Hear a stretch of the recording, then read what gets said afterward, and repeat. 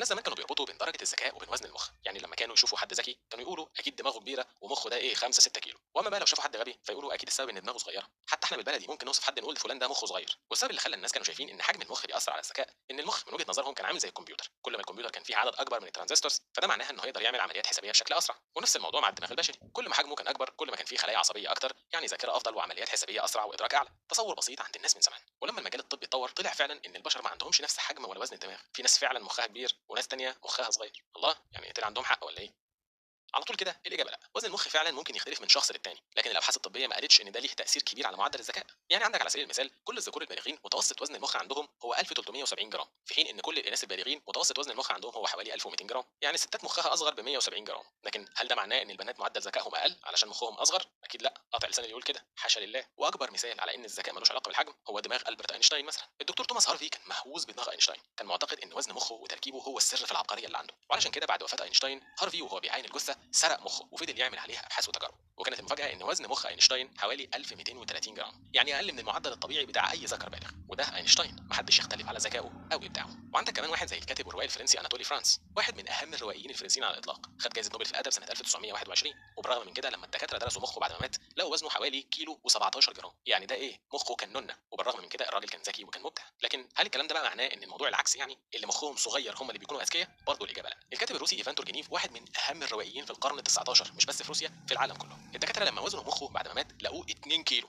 رقم كبير جدا جدا مقارنه بالمعدل الطبيعي. والراجل طبعا كان ذكي ومبدع. والكلام ده كله نطلع منه بايه؟ بان وزن المخ ملوش علاقه بالذكاء والغباء. سنة 2018 جيديون نافي الحاصل على الدكتوراه في الأنظمة العصبية وفيليب كويلينجر أستاذ علم الأعصاب والوراثة عملوا دراسة على أكثر من 13,000 إنسان بهدف الكشف عن العلاقة بين وزن الدماغ والذكاء. والناس اللي اتعملت عليهم الدراسة كانوا متنوعين بشكل كبير، سواء في الجنس أو العمر أو الطول أو حتى في الحالة الاجتماعية والاقتصادية. يعني تقدر تقول كده ال 13,000 كانوا عينة شاملة، وكانت نتيجة الدراسة إن حجم المخ ليه تأثير على الذكاء لكن بدرجة قليلة جدا. الناس اللي كان حجم دماغهم أكبر كانوا بيأدوا أداء أعلى في اختبارات الإدراك بس بنسبة 2% فقط. ده غير إن في اختبارات تانية اتعملت زي اختبارات التحصيل الدراسي وزن المخ فيها ما كانش ليه أي تأثير، يعني محدش فيكم ليه حجة ما يروحش يقول لابوه اصل انا مخي صغير. ده غير بقى ان كان في ناس وزن مخها قد بعض بالجرام وكانوا متفاوتين في الذكاء. وعلشان كده اكيد في عوامل تانية هي السبب في اختلاف الذكاء بين البشر. في آراء بتقول إن موضوع الذكاء راجع لمدى اتصال مناطق الدماغ ببعضها، يعني كل ما أجزاء الدماغ والخلايا العصبية تكون متوصلة مع بعض بشكل أفضل كل ما يبقى الشخص أذكى. وفي آراء تانية بتقول إن الموضوع راجع لعوامل وراثية بحتة، يعني الذكاء حاجة بيتم توريثها من خلال الجينات، الآباء والأمهات بيورثوها لأطفالهم. وفي آراء ثالثة بتقول إن الموضوع راجع للعوامل البيئية، يعني البيئة اللي الطفل بينشأ فيها هي اللي بتحدد معدل ذكائه. والباحثين بيستدلوا على كده من خلال التجارب اللي اتعملت على الإخوات التوائم، واللي لاحظوا فيها إن التوائم المتشابهين اللي عاشوا في بيئات مختلفة معدل ذكائهم كان مختلف. في النهايه احنا محتاجين اصلا نعرف يعني ايه ذكاء اصلا. لحد دلوقتي احنا مش متفقين اصلا على تعريف ثابت للذكاء، واختبارات الذكاء اللي بتتعمل ما بتقيسش غير نوعين بس من الذكاء، الذكاء المنطقي والذكاء اللغوي، في حين ان المتفق عليه اساسا بين الباحثين ان في اكتر من 8 انواع من الذكاء. وعلشان كده ما نقدرش نجزم ان في ناس اذكياء وناس اغبياء في العموم، لان ممكن يكون مفيش ناس اغبياء اصلا، لان ساعتها هقول لك تقصد ذكي او غبي في ايه بالظبط.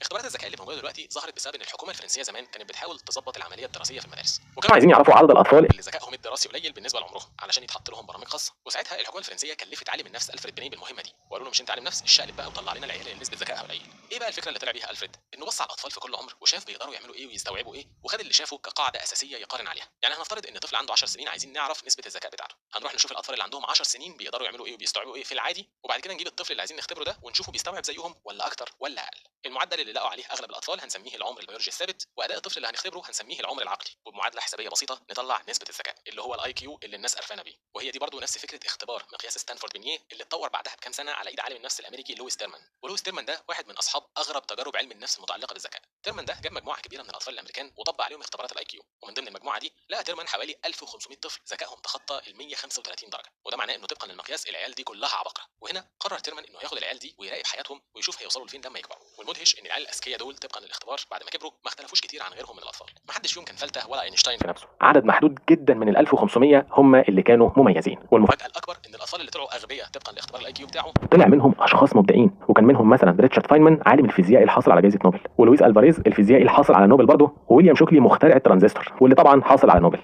وبالمناسبه شوكلي سقط في اختبار الاي كيو مرتين. والناس اللي زي دول كانوا ضربه كبيره لتعريف الذكاء بالنسبه للعالم كله، لما دول طبقا للامتحان مش اذكياء، امال معلش يعني مين اللي ذكي؟ وعلشان كده الذكاء مش ممكن ابدا يتم حصره في اختبار. معظم اختبارات الذكاء دي بتقيس نسبه الاستيعاب الدراسي، لان ده كان الغرض منهم اصلا. الاختبارات دي مش بتقيس الذكاء العام بتاع الشخص، لان الذكاء مش رياضيات وحل اسئله وخلاص، في ذكاء منطقي وذكاء لغوي وذكاء بصري وذكاء عاطفي وغيرهم كتير. فلو واحد غبي بمفهومنا في حاجه من دول فهو اكيد ذكي في حاجه تانية، وبالتالي مفيش ذكاء مطلق ولا غباء مطلق.